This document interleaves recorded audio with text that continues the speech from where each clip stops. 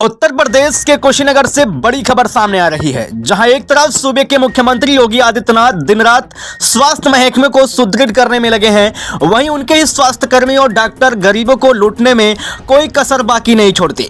आपको बता दें कि एक वीडियो सोशल मीडिया पर तेजी से वायरल हो रहा है, जो कुशीनगर जिला अस्पताल का बताया जा रहा है।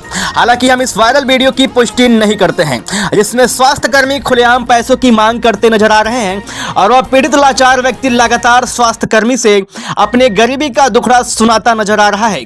तब भी फोन पर बात करते स्वास्थ्य कर्मी को उस पीड़ित लाचार व्यक्ति पर थोड़ी सी भी रहम नहीं आती है और स्वास्थ्य कर्मी आगे यह भी बात करते नजर आ रहा है कि इसमें से डॉक्टर साहब का भी हिस्सा जाता है। आइए सुनते हैं पूरा मामला क्या है। कितना दिए हैं? 400 बताइए, उतना मनी है? अरे गाड़ी में गरीब अरे सहयोग कर जला दिया कितना हम का नहीं क्यों सहयोग कर जला दिया मेरा सही नहीं बाटे, इतनी बताइए।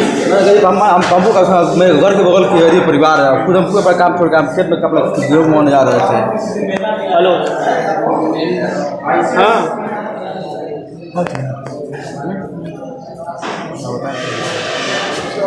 चार सौ दे रहे हैं, 400 दे रहे हैं। हेलो, 400 बजे नहीं है हाँ साहब, क्या हुआ? आएंगे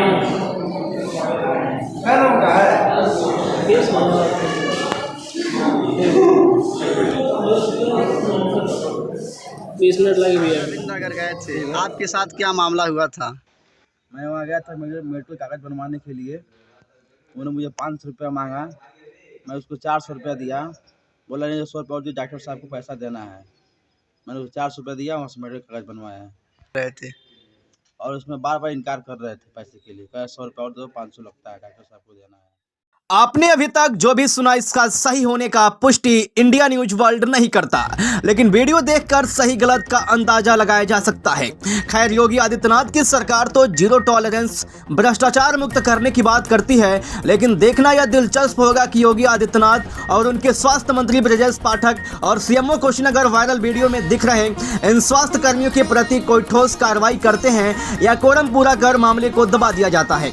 आगे हमारी नजर अगले अपडेट पर बनी रहेगी। तब तक के लिए बने रहिए हमारे digital platform India news world के साथ।